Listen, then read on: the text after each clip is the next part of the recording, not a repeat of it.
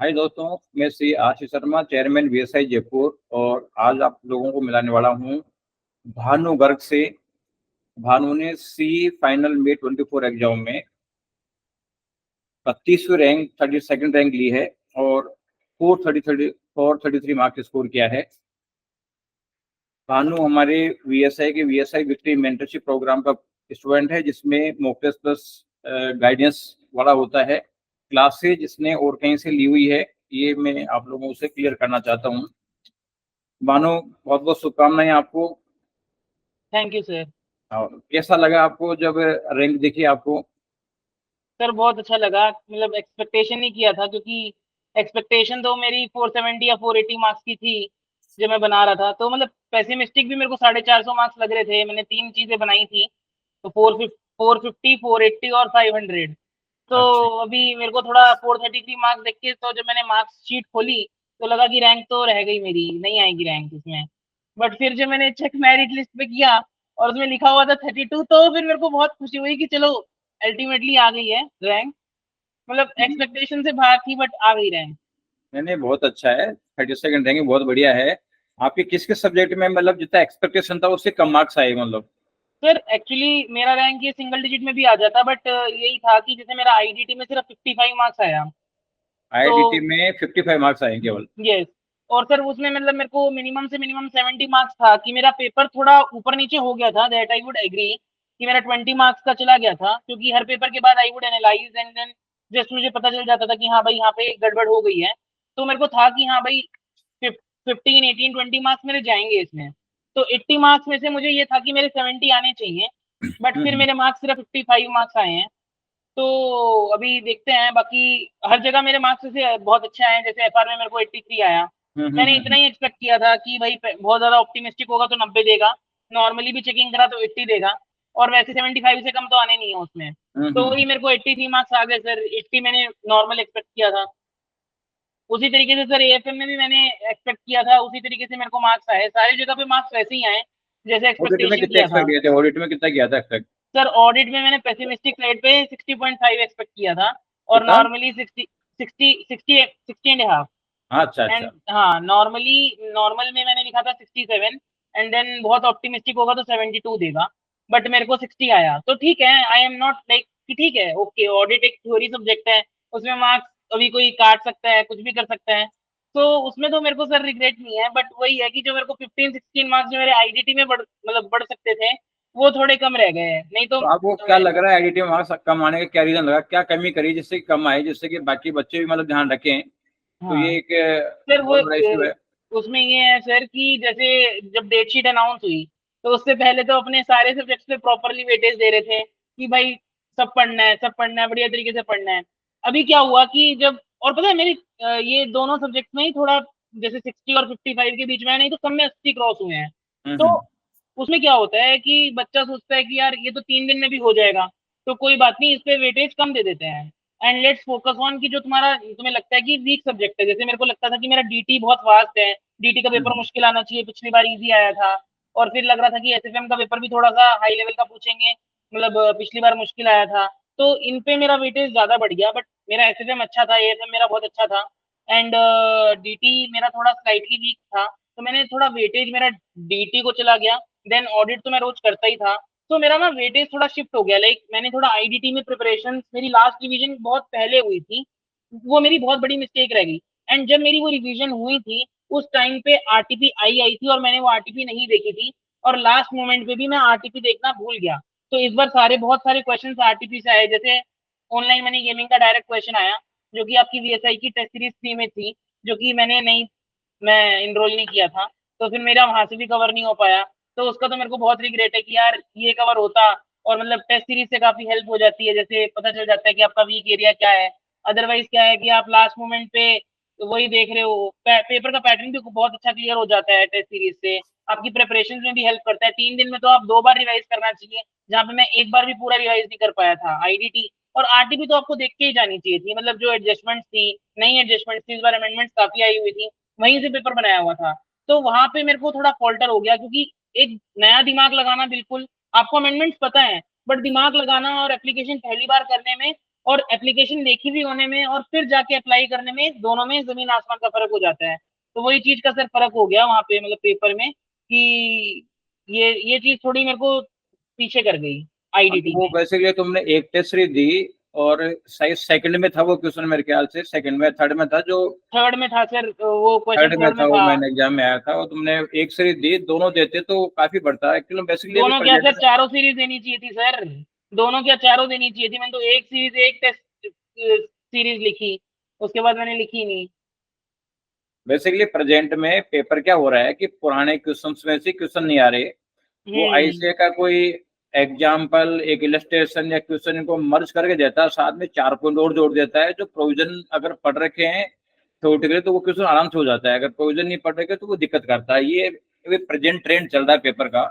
इसलिए yes sir. Readymade question के बजाय जो अमेंडमेंट्स आए हैं उसमें से पूछा जा रहा क्वेश्चन है। बना के देता है। तो हम्म। बहुत सारी चीजें हैं, लेकिन फिर भी कोई बात नहीं, जो हो गया अब आपको पछताने की जरूरत नहीं है। ईश्वर ने बस जो सर दिया वही है गलती उसको। हो गई, वही सर गलती हो गई, नहीं तो फिर आरटीपी सारी करी हुई थी मतलब बाकी सब्जेक्ट की, और आरटीपी इसी की रहेगी और इसी में से आ गया। ऐसा हुआ है सर इस सब्जेक्ट में, वो मतलब बेसिकली क्या है सही कि में। बाकी आरटीपी में से नहीं आता, ये तो अमेंडमेंट होता है ना। तो हम्म। अमेंडमेंट के रूल पढ़ लेते हैं तो वही बात है, आरटीपी में से अमेंडमेंट देखना होता है बेसिकली, और वो अमेंडमेंट के क्वेश्चन आते हैं, डीटी हो, आईडीटी हो, ऑडिट हो, इसमें अमेंडमेंट के क्वेश्चन आते हैं। वही था तो सर। लेकिन फिर भी ईश्वर ने जो दिया है उसको विद रेस्पेक्ट एक्सेप्ट करो। और नहीं सर एक्सेप्टेड है, क्योंकि वही है कि मेरे को तो खुद ही पता है ना कि अगर मेरे को पता होता कि मेरे मार्क्स अगर पता होता कि यार 80 आएंगे और फिर मैं 55 एक्सेप्ट कर रहा होता, तो sir it would have been a different task. अब देखो क्या है कि अब बंदा तो 100 मार्क्स का करके आता है, वो बोलता है यार मेरे तो 100 में से 100 आएंगे। अब जैसे एफआर था, बोला यार मैंने फोड़ दिया है पेपर, मेरे को 100 में से 100 आना है। ठीक है ना, इसमें मेरे को 100 में से 100 कोई नहीं रोक सकता, 100 आ रहा है मेरे को इस सब्जेक्ट में, मेरी बैलेंस शीट मैच है, मेरा क्वेश्चन देखा हुआ था, पहला क्वेश्चन देखा सब देखा हुआ था मेरा, मेरे को 100 में से 100 आ रहा है, आया 83। हम्म, तो अभी सर क्या है कि 15-17 मार्क्स जो है जो अगर कट रहे हैं तो कहीं ना कहीं कटे होंगे। तो वही है कि सर 10-20 मार्क्स का आईसीआईबी वेटेज लेके चलता है, ऐसे पूरे पूरे मार्क्स तो किसी को नहीं देता। उसी तरीके से मान लो एसएफएम है, अब मेरे को लग रहा है कि मेरे को तो 90 प्लस आना चाहिए, बट मेरे को 82 मार्क्स आया, तो फिर कट गया ना मार्क्स, कहीं ना कहीं तो आईसीआई काट ही रहा है मार्क्स, जैसे अगर नहीं नहीं, थ्योरी कुछ आपने क्या लिखी है। होता है मानो, कुछ सिली मिस्टेक भी हो जाती है। जैसे तुम कॉपी मंगा के अगर देखोगे ना, तो कई जगह तुम्हारे साथ सही है लेकिन कुछ फिगर गलत लिखने में आ गया, और वो आगे कैलकुलेशन में गलत होती जाती है। ये होता है, बच्चा सोच रहा है मैंने लिख रहा हूँ 80 और लिखने में आ जाता है 85। सर तो लेकिन ना ये क्या है कि एक बार पेपर खुलवाना तो चाहिए, क्योंकि मतलब जैसे एएफएम में भी लोगों ने 90 स्कोर किया है, अभी मेरे को तो ये एक्सपेक्टेशन थी यार पेपर में कुछ आया ही नहीं है, और नंबर आए हैं बिल्कुल 82। तो प्योरली फिर प्योरली आईसीआई के सिटी मेटल का पूरा पेपर था, एक क्वेश्चन भी बाहर से नहीं था। हाँ कुछ भी, और, वही सर कुछ भी नहीं था, बट और वही था कि जैसे मेरे का ना कई पेपर्स में क्वेश्चन सिलेक्शन की भी गलती हो गई, जैसे I would have selected a better question to do, but वो मैं नहीं कर पाया। लाइक मैंने मतलब थोड़ा सा वो प्रॉब्लम हो गया, जैसे डीटी के पेपर में वो प्रॉब्लम हो गया। जैसे मैंने वो टीडीएस एक्चुअल टीसीएस में वाला। तुमने क्या मतलब मैट्रिक के ज्यादा तो नहीं पढ़ लिया, मतलब मैं हाँ देख रहा हूँ। मैटर सर पूरा एग्जॉस्टिवली पढ़ा, तो ऐसा लगा पेपर में कि 6 के 6 क्वेश्चन आते हैं और 6 के 6 क्वेश्चन बना सकता हूँ। अभी उसमें क्या हुआ कि क्वेश्चन सिलेक्शन में गलती हो गई कि एसएफएम का पेपर स्टार्टिंग से बनाया 1 2 3 4 5, और जैसे ही फिर 6 क्वेश्चन में आया मैंने कहा कि लेट रुक जा भानु, तू पहले एमसीक्यू कर ले। अभी एमसीक्यू में क्या हुआ कि 2 से 3 एमसीक्यू इन लोगों ने गलत दिए थे पेपर में, जिसके आंसर मैच नहीं हो रहे थे। ठीक है, अब मैं पसीने में जो आगे के क्वेश्चन हैं उन क्वेश्चन को भी बहुत जल्दी जल्दी कर रहा हूँ, तो उसमें भी कुछ गड़बड़ हो रही है, बट ठीक है अल्टीमेटली वो हो गया। बट वो मैं 2 क्वेश्चन में ऐसा अटक गया कि यार इसके आंसर मैच क्यों नहीं हो रहे, इसके आंसर मैच क्यों नहीं हो रहे, इसके आंसर मैच क्यों नहीं हो रहे, कि मैं वो वाला 6 क्वेश्चन पे जा नहीं पाया। 6 क्वेश्चन अगर मैं जाता तो वो 6 क्वेश्चन में मेरे को बिल्कुल थ्योरी आई हुई थी। हाँ, कुछ मर्जर एंड मिलती है एक्विजिशन मतलब। का, मर्जर एंड एक्विजिशन में सर कुछ भी नहीं था, वो मर्जर एंड एक्विजिशन का ना के बराबर क्वेश्चन था। और जो हाँ। वो वाला क्वेश्चन था कैपिटल बजटिंग का, वो हर बच्चा करके जाएगा, ऑप्टिमम रिप्लेसमेंट साइकिल का क्वेश्चन था। वो हम्म। दोनों क्वेश्चन स्कोरिंग क्वेश्चन थे 14 मार्क्स के, और मैंने 1 to 5 क्वेश्चन किए, जिसमें मैंने 3 थ्योरी के क्वेश्चन लिखे, 4-4 नंबर के। अब थ्योरी में नंबर तो कम ही मिलेंगे, थ्योरी में नंबर कम ही मिलते हैं ऑब्वियसली, और प्रैक्टिकल करता तो मेरे को 14 में से 14 मिलता, तो वहां पे भी मेरे को लग रहा था कि 6-7 मार्क्स का इधर उधर हो गया है। तो ये क्वेश्चन की सिलेक्शन में भी एरर हो गया, और इन्होंने एमसीक्यू गलत डाले थे, नहीं छठा क्वेश्चन भी मैं कर देता, बट वहां पे मैं स्टक हो गया। तो वो एक प्रॉब्लम हो गई उस वाले पेपर में। अच्छा ये बताओ कि जो गलतियां आपने करी है, चलो फिर भी रैंक आ गई, बहुत खुशी की बात है। मतलब अपने जूनियर स्टूडेंट्स को क्या गाइड करना चाहोगे जिससे कि वो बच्चे गलतियां नहीं करें और वो ज्यादा स्कोर कर पाए, यानी आपका जो कोई कमी रही तो बच्चे आपके जूनियर से उसका बेनिफिट लेंगे, यार ये कमी नहीं करनी चाहिए, क्या सर मतलब बच्चों को गाइड करोगे? सर मैं यही बोलूंगा कि आपको आता होगा, सारा कुछ आता होगा, लेकिन आप एक बार पेपर को तो अच्छे तरीके से रीड कर लो। तुम्हें आता सब कुछ है, एक बार देख लो कि क्वेश्चन कौन सा छोड़ना है। जैसे एफआर के पेपर में मैंने बहुत प्रिसाइज एस्टिमेट लगाया था कि मेरे को क्वेश्चन नंबर 5 छोड़ना है, और मेरे को 1 2 3 4 और 6 बनाना है। तो उसी तरीके से मेरे को एसएफएम में भी ये एस्टिमेट लगाना चाहिए था। उसी तरीके से मेरे को डीटी में भी एस्टिमेट लगाना चाहिए था कि मेरे को कौन सा क्वेश्चन छोड़ना है, मैं क्यों थ्योरी ज्यादा लिख रहा हूँ। तो ये एस्टिमेट लगा के, और हमेशा ये भी मैं रिकमेंड करूंगा कि आरटीपी तो आप करके जाओ, क्योंकि आरटीपी से मेरे को नहीं करके मेरे को नुकसान हो गया आईडीटी का। तो आईडीटी और डीटी की तो आरटीपी करनी चाहिए एनी हाउ। लेटेस्ट वाले या number of RTPs? Sir latest वाली भी करनी चाहिए, और एक दो अटेम्प्ट पहले की भी कर लो तो बेटर रहता है। क्योंकि अब फॉर एग्जांपल मैं 2024 में अमेंडमेंट आई हुई है, उसका कुछ क्वेश्चन उठ के आ गया, नवंबर 24 में आ गया है। हाँ, तो 1 साल की आरटीपी तो होनी चाहिए कम से कम, 1 साल की नहीं 2 आरटीपी अटेम्प्ट तो मिनिमम कम से होनी कम होनी चाहिए। चाहिए। Yes sir. और अमेंडमेंट्स आप अच्छे तरीके से कवर करके जाओ, क्योंकि इनमें तो अमेंडमेंट्स ही पूछता है आईसीआई इंस्टीट्यूट। तो वो सारी चीजें आपकी अच्छी तरीके से कवर होनी चाहिए, तभी आपका डीटी और आईडीटी सुधर जाएगा। एफआर तो इजी है, एफआर में तो टाइम भी काफी मिल जाता है बच्चों को। तो हाँ, तो एक बार स्टडी मटेरियल पढ़ लिया और उसके क्वेश्चंस पे ग्रिप आ गई तो हो जाएगा वो। बट स्टार्टिंग से मत करना हो पेपर को फर्स्ट क्वेश्चन से। एक फर्स्ट क्वेश्चन ट्रिकी बनाते हैं इंस्टीट्यूट, और उसके आंसर का भी कुछ अता पता नहीं होता, देखा हुआ हो क्वेश्चन, तब भी नहीं बनाना चाहिए वो फर्स्ट क्वेश्चन से, क्योंकि कहीं ना कहीं उसने पलट दिया होगा खेल। मतलब इधर उधर की एडजस्टमेंट करी हुई होंगी। सर मैंने पूरा क्वेश्चन देखा हुआ था, वो जो क्वेश्चन इस बार आया है पेपर में, मैंने 14 मार्क्स का एक क्वेश्चन देखा हुआ था। मतलब कहीं पेपर में तो नहीं आया ये कहीं भी पहले, बट ये क्वेश्चन मैंने एक किताब से देखा हुआ था। बट उसमें भी इन्होंने एडजस्टमेंट्स को घुमाया हुआ था।